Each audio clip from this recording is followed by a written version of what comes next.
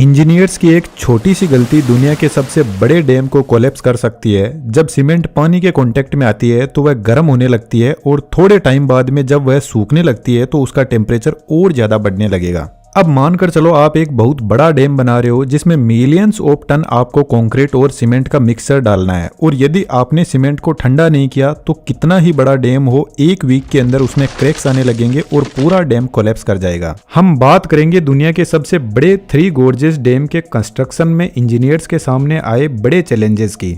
यह डैम चीन में यांगत्जे रिवर पे बना हुआ है। 2012 में यह डैम पूरा फंक्शनल हो गया और चीन ने इस डैम को बहुत ही डीप इंजीनियरिंग के साथ में बनाया, जिसकी वजह से इस डैम की एज लगभग 10,000 साल बताई जा रही है। जब यह डैम अपनी फुल पावर पर ऑपरेट करता है तो 22,500 मेगावाट इलेक्ट्रिसिटी जनरेट करता है, जो दुनिया में सबसे ज्यादा हाइड्रो इलेक्ट्रिक पावर जनरेशन करने वाला डैम है। इस डैम की टोटल लेंथ 2.33 किलोमीटर है, जिसमें पावर जनरेशन के लिए 32 जनरेटर लगे हुए हैं और 2 एक्स्ट्रा जनरेटर जो डैम को लोकल लेवल पर सप्लाई करते हैं। सबसे पहले हम बात करते हैं डैम के कंस्ट्रक्शन की। जब हम एक रनिंग रिवर पर डैम बनाते हैं तो जरूरी है कि पानी से बचा जाए। यदि कोई छोटी रिवर है तो पानी को साइड से डाइवर्ट किया जाता है और कोफर डैम बनाया जाता है। कोफर डैम इस एरिया के पानी को पूरी तरीके से रोक देगा, जिसकी वजह से यह एरिया ड्राई होने लगेगा और यहाँ पर डैम का कंस्ट्रक्शन स्टार्ट किया जा सकता है। लेकिन 3 गॉर्जियस डैम के केस में यांगत्जे रिवर अराउंड 1.5 किलोमीटर चौड़ाई में फैली हुई है और ज्यादा पानी रोकने के लिए डैम की लेंथ को 2.3 किलोमीटर तक बढ़ाया गया। अब इतने पानी को डाइवर्ट करना पॉसिबल नहीं है, तो फिर इंजीनियर्स के दिमाग में एक दूसरा आइडिया आया कि क्यों ना इस डैम को 3 सेक्शन में डिवाइड किया जाए, जिसमें 2 सेक्शन की दूरी एक साथ में कवर कर ली जाएगी, बाकी के बचे हुए को बाद में देखेंगे।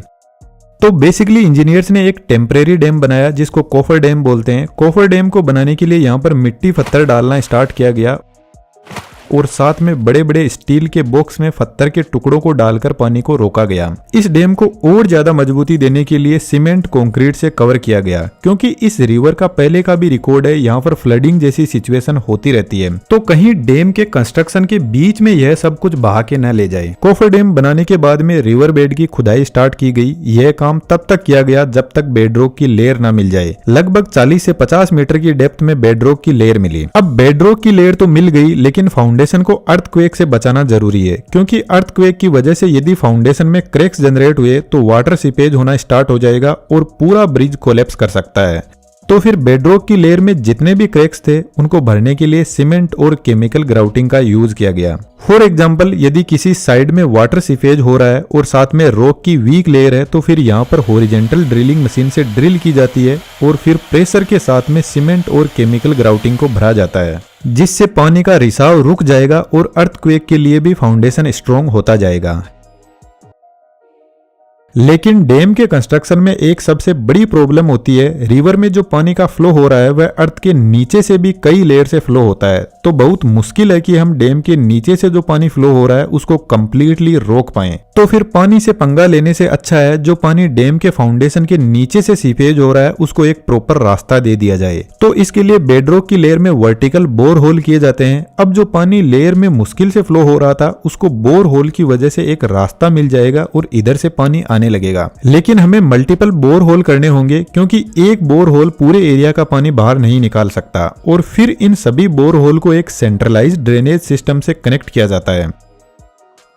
यह सब होने के बाद में स्टील रीइंफोर्समेंट बार का ग्रिड पैटर्न सेट किया जाता है और फिर यहाँ पे डैम का फाउंडेशन बनना स्टार्ट होता है। 3 गॉर्जियस डैम का बेस 115 मीटर वाइड है, तो यहाँ पर एक साथ में कंक्रीट और सीमेंट को भरना बहुत रिस्की हो सकता है, क्योंकि सीमेंट जब पानी के कांटेक्ट में आती है तो उसका टेम्परेचर इंक्रीज होने लगता है और जैसे जैसे सीमेंट सूखने लगेगी तो उसका टेम्परेचर और ज्यादा बढ़ने लगेगा और यहाँ पर हाई टेम्परेचर फाउंडेशन में क्रैक्स जनरेट कर सकता है, जिसकी वजह से कितना भी बड़ा डैम हो वह कुछ ही दिनों में कोलैप्स कर जाएगा। अब यहाँ पर जरूरी है कि सीमेंट को ठंडा रखा जाए। उसके लिए जो भी मटेरियल यहाँ पर यूज होने वाला है जैसे कंक्रीट, पत्थर, पानी, इनको पहले ही ठंडा कर लिया जाए और इनको ठंडा करने के लिए साइड पर बड़े बड़े कूलिंग चेंबर बनाए गए, जिससे कंक्रीट और पत्थर को ठंडा किया गया और साथ में पानी को भी ठंडा करके ही सीमेंट में मिक्स किया गया। इससे कुछ टेम्परेचर कंट्रोल होने लगेगा। अब सीमेंट कंक्रीट को मिक्स करने के बाद में फाउंडेशन तक पहुंचाने के लिए सिर्फ 15 मिनट का टाइम लिया गया, जिसमें कन्वेयर बेल्ट की हेल्प से हाई स्पीड में कंक्रीट को अपनी जगह पर पहुंचा दिया गया।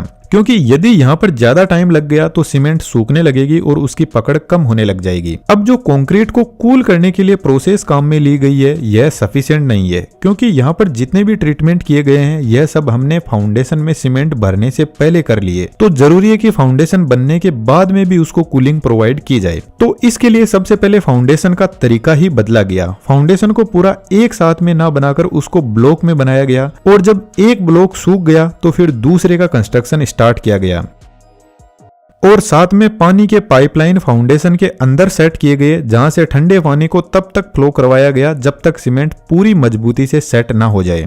इस तरीके से डैम का कंस्ट्रक्शन चलता गया और एक साइड का डैम बनकर तैयार हो गया। आपको जानकर हैरानी होगी, इस डैम की टोटल हाइट 175 मीटर है और टॉप से इसकी विड्थ 40 मीटर की है। अब डैम का रेगुलर मेंटेनेंस होना जरूरी है और उसके लिए यहाँ पर गैलरी बनाए जाते हैं। इन गैलरी का प्राइमरी काम होता है जो वाटर सीपेज ब्रिज के फाउंडेशन के नीचे से आ रहा है उसको कंट्रोल्ड वे में बाहर भेजना और मेंटेनेंस के काम के लिए जगह प्रोवाइड करवाना। जब हाफ डैम बनकर तैयार हो जाता है तो अब सही टाइम है कोफर डैम को हटाने का। लेकिन इस डैम को कंक्रीट की हेल्प से मजबूती से बनाया गया था, तो इसके अंदर ब्लास्ट करवाए जाते हैं और डैम को तोड़ा जाता है। अब बारी है बचे हुए थर्ड सेक्शन को बनाने की, लेकिन यहाँ पर सबसे बड़ी प्रॉब्लम है कि पानी को कैसे मैनेज किया जाए। यहाँ पर एक छोटा सा कंसेप्ट और आता है स्किल्स का। यदि आप इंटरेस्टेड हो अपनी क्रिएटिविटी को बढ़ाने में तो 3D एनिमेशन एक बेस्ट अपॉर्चुनिटी है। आप साइड में थोड़ा टाइम देते हुए इसमें बहुत कुछ अच्छा कर सकते हो।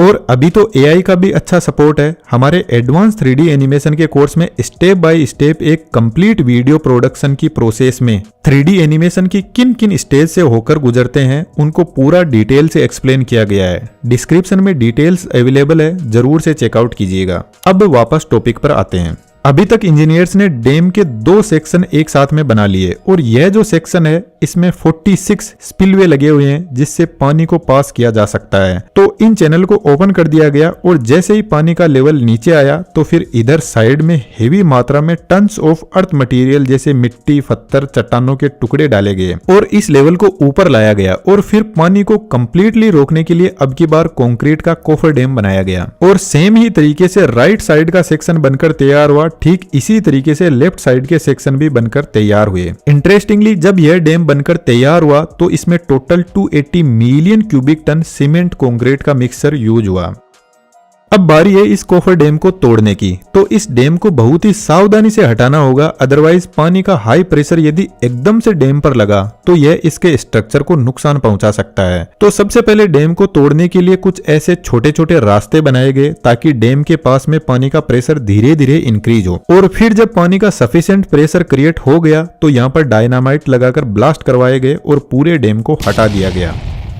लेकिन आपको क्या लगता है डैम का कंस्ट्रक्शन इतना आसान है? यहाँ पर चैलेंजेस आना अब स्टार्ट होंगे। सबसे पहला चैलेंज तो यह आया कि यह मोस्ट बिजिएस्ट रूट है कार्गो शिप के लिए। तो चीन इतना पागल नहीं है कि वह डैम बनाकर अपना बिजनेस ही खराब कर ले। तो इंजीनियर्स ने एक ब्रिलियंट आइडिया निकाला। बड़े कार्गो शिप को पास करवाने के लिए एक रास्ता बनाया गया जो एक 5 स्टेज शिप लॉकिंग मैकेनिज्म है। यहाँ पर हर एक स्टेज की लेंथ 280 मीटर है और विड्थ 34 मीटर है। तो यहाँ से बड़े कार्गो शिप को पास किया जा सकता है। फॉर एग्जाम्पल जैसे कोई कार्गो शिप आता है तो कार्गो शिप को इस फर्स्ट स्टेज में लाया जाता है और फिर गेट को लॉक कर दिया जाता है। अब जो सेकंड स्टेज में पानी है उसको फर्स्ट स्टेज में छोड़ा जाता है और इसके लिए नीचे की तरफ स्लाइडिंग गेट लगे रहते हैं। तो इससे यहाँ पर धीरे धीरे फर्स्ट स्टेज में वाटर का लेवल बढ़ना स्टार्ट होगा और साथ में शिप भी ऊपर उठने लगेगा। जब दोनों स्टेज का लेवल बराबर हो जाएगा तो सेकंड स्टेज ओपन होगी और फिर शिप सेकंड स्टेज पर पहुंच जाएगा और यहां पर इसको लॉक कर दिया जाएगा और फिर ऊपर के स्टेज से पानी को छोड़ा जाएगा और शिप को ऊपर उठाया जाएगा। इस तरीके से शिप डैम को क्रॉस कर जाएगा। लेकिन यहाँ पर एक बहुत बड़ी प्रॉब्लम है, जो वाटर डिफरेंस है वह लगभग 113 मीटर का है। तो शिप को इतनी हाइट पर पहुंचाने में 4 घंटे का टाइम लगता है। दोस्तों आपके एक ओपिनियन की जरूरत है, कमेंट बॉक्स में जरूर से बताना। हम सोच रहे हैं कि AI के टूल्स को आपको कंप्लीट डिटेल से आपको एक लाइव क्लास में सिखाया जाए। क्या आप सीखने में इंटरेस्टेड हो तो हम क्लास ऑर्गेनाइज करवा सकते हैं। आपका ओपिनियन जरूर से बताना। अब यदि कोई क्रूज शिप है तो कपल्स घूमने आए हैं, उनका टाइम तो इन स्टेज में ही निकल जाएगा। तो इंजीनियर्स ने एक और रास्ता बनाया, और यह रास्ता देखा जाए तो एक पावरफुल लिफ्ट है जो पूरी ही शिप को उठा लेती है। और इंटरेस्टिंगली दुनिया की सबसे पावरफुल लिफ्ट इसी डैम पर बनी हुई है, जिसकी वेट लिफ्टिंग कैपेसिटी 3000 टन है। जब यहाँ पर कोई शिप आता है तो इसको शिप चेंबर में लाया जाता है और चेंबर को बंद कर दिया जाएगा। इस लिफ्ट की टोटल लेंथ 120 मीटर है और विड्थ 18 मीटर है। अब इस पूरे लिफ्ट चेंबर को ही उठाना स्टार्ट किया जाता है, और इस चेंबर के दोनों साइड में हेवी रोप लगे रहते हैं, और यह रोप ऊपर की तरफ पावरफुल पुली सिस्टम से कनेक्टेड रहते हैं। और शिप चेंबर के दूसरी साइड में वेट को बैलेंस करने के लिए हेवी काउंटर वेट लगाए जाते हैं। एक्चुअल में इस लिफ्ट में शिप चेंबर को ऊपर उठाने के लिए पावरफुल हाइड्रोलिक मोटर सिस्टम इसी शिप चेंबर पर ही लगा रहता है, जिसकी वर्किंग वाकई में बहुत इंटरेस्टिंग है। सिर्फ चेंबर के 4 पॉइंट पर पावरफुल मोटर सिस्टम लगा रहता है। यह मोटर पुली से कनेक्टेड होते हुए इस वॉर्म गियर को रोटेट करवाती है, और यह वॉर्म गियर इन थ्रेड्स में रोटेट करता है, और इस रोटेशन से इस लिफ्ट चेंबर को ऊपर की तरफ फोर्स लगता है। यह ठीक एक नट बोल्ट की तरह काम करता है। लेकिन वॉर्म गियर की सबसे अच्छी बात यह है कि यदि रस्सी टूट भी जाए तो लिफ्ट वहीं पर रुक जाएगी, नीचे नहीं गिरेगी, क्योंकि यह gear unidirectional power transfer करता है। थोड़ा इसको सिंपल करते हैं। यह दोनों नॉर्मल टीथ गियर है, यहाँ पर कोई फर्क नहीं पड़ता, कोई सा भी गियर किसी भी गियर पर पावर लगाकर रोटेट करवा सकता है एक दूसरे को। लेकिन इस वॉर्म गियर की कंडीशन में सिर्फ यह वॉर्म गियर इस रिंग गियर को रोटेट करवा सकता है, लेकिन यह रिंग गियर वापस इस वॉर्म गियर पर पावर नहीं लगा सकता, चाहिए इस पर कितना भी लोड क्यों ना हो।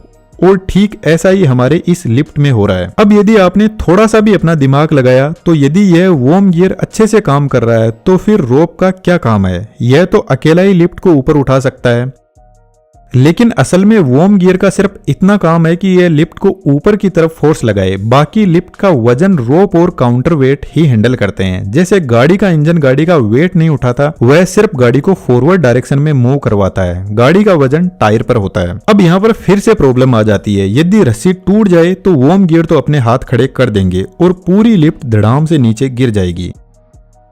तो ऐसी इमरजेंसी सिचुएशन में यहाँ पर एक रैक बनाई जाती है जिस पर टीथ होते हैं, और इस रैक की इतनी कैपेसिटी होती है कि ये पूरी लिफ्ट का वजन उठा सकती है। और इस रैक के नीचे एक लॉकिंग मैकेनिज्म होता है जो हर टीथ पर लॉक होता जाता है, और यदि कोई फेलियर जैसी सिचुएशन हुई और लिफ्ट नीचे मूव करने लगेगी तो ये तुरंत लॉक हो जाएगा और लिफ्ट 1 इंच भी नीचे नहीं गिरेगी। यह लिफ्ट शिप चेंबर को 113 फीट तक ऊपर लेकर जाती है। अब लिफ्ट यहां पर पहुंचती है तो यह गेट ओपन होता है और शिप आगे की तरफ प्रस्थान करती है। इस तरीके से जब शिप क्रॉस करता है तो उसको 30 से 40 मिनट का टाइम लगता है। अब आता है सेकंड सबसे बड़ा चैलेंज। यह डैम साइज में इतना ज्यादा बड़ा है कि यह 1000 स्क्वायर किलोमीटर के एरिया में पानी को स्टोर करके रखता है, और जब यह डैम अपनी फुल कैपेसिटी में पानी स्टोर करके रखता है तो यह अर्थ के रोटेशन को 6 मिली सेकेंड तक स्लो कर देता है। यदि यह डैम फुल लोडेड कंडीशन में कोलैप्स कर जाए तो यह 30 करोड़ लोगों की जान ले सकता है। अब इतना पानी भयंकर प्रेशर क्रिएट करता है डैम पर, लेकिन प्रॉब्लम तब क्रिएट होती है जब पानी ओवरफ्लो करने लग जाए या फिर पानी को जब रिलीज करना हो। मैं पहले ही बता चुका हूं इस डैम की हाइट 175 मीटर है, तो जब ओवरफ्लो की वजह से इतनी ऊंचाई से पानी गिरता है तो यह पानी डैम के फाउंडेशन को कमजोर करने लगेगा, जिसकी वजह से पूरा डैम कोलैप्स हो सकता है। तो फिर इंजीनियर्स ने इस प्रॉब्लम को सोल्व करने के लिए 46 स्काई जंप स्पिलवे बनाए गए। तो जब भी चैनल ओपन करते हैं तो यहां से हाई प्रेशर पानी जाता है और यह स्पिलवे पानी को डैम से 100 मीटर दूरी पर फेंकते हैं, जिससे फाउंडेशन को कोई नुकसान नहीं होगा। यहाँ पर पानी को रिलीज करने के लिए रेडियल गेट लगे रहते हैं और यह गेट हाइड्रोलिक पंप से ऑपरेट करते हैं, तो पानी की रिक्वायरमेंट के हिसाब से इनको ओपन या क्लोज किया जाता है। लेकिन चैलेंज नंबर 3 इंजीनियर्स का यहाँ पर वेट कर रहा था, जो एक बड़ा एनवायरमेंटल इम्पैक्ट है और उसका नाम है सेडिमेंट प्रॉब्लम। डैम का पानी लंबी दूरी तय करके आता है और यह अपने साथ में पेड़ पौधे के पत्ते, मरे हुए जानवर, कचरा पट्टी, धूल मिट्टी, कंकड़ पत्थर सब कुछ अपने साथ में ले आता है। और जैसे ही यह डैम इस पानी को रोकता है तो यह कचरा पट्टी डैम के पास में आकर इकट्ठा होने लगती है, जिसकी वजह से कई एनवायरमेंटल इम्पैक्ट होते हैं। एक तो डैम का वाटर स्टोर करने की कैपेसिटी भी कम होने लगेगी। और सबसे बड़ी प्रॉब्लम यह जो सेडिमेंट इकट्ठा हो रहा है इसमें बहुत सारे मिनरल्स होते हैं जो खेतों में एक खाद का अच्छा काम करते हैं। इस रिवर के आसपास में बहुत सारे लोग खेती करते हैं जो इस डैम के पानी पर डिपेंडेंट है। अब यह पानी तो किसानों को मिल रहा है लेकिन इसमें जो मिनरल्स उनको मिलते थे वह नहीं मिल पाते, जिसकी वजह से किसानों को बहुत ज्यादा फर्टिलाइजर जमीन में डालना पड़ता है। अब इस प्रॉब्लम का अंदाजा चीन के इंजीनियर्स को था तो इन्होंने डैम के नीचे की तरफ स्लुइस गेट बनाए जो हाइड्रोलिक सिस्टम से ऑपरेट करते हैं और जब सेडिमेंट बहुत ज्यादा इकट्ठा हो जाता है तो इन गेट को ओपन किया जाता है जो सेडिमेंट को क्लियर भी करता है और साथ में मिनरल्स को भी फार्मर तक सप्लाई करता है। लेकिन यह जो स्लुइस गेट होते हैं इन पर पानी का प्रेशर बहुत ज्यादा हाई रहता है तो यह एक वॉल की तरह काम करते हैं और इस वॉल को ओपन एंड क्लोज करने के लिए ऊपर हाइड्रोलिक पंप लगा रहता है। अब आता है डैम का सबसे important section, hydraulic power generation. Power generation एक अलग कॉन्सेप्ट है जिसको हम इस वीडियो के पार्ट 2 में डिस्कस करेंगे। यदि आप भी ऐसा 3D एनिमेशन सीखने में इंटरेस्टेड हो तो हमारे बेहतरीन एनिमेशन के कोर्स को ज्वाइन कर सकते हो, डिटेल्स डिस्क्रिप्शन में अवेलेबल है। और पॉसिबल हो तो चैनल की मेंबरशिप जरूर से ज्वाइन कीजिएगा। धन्यवाद।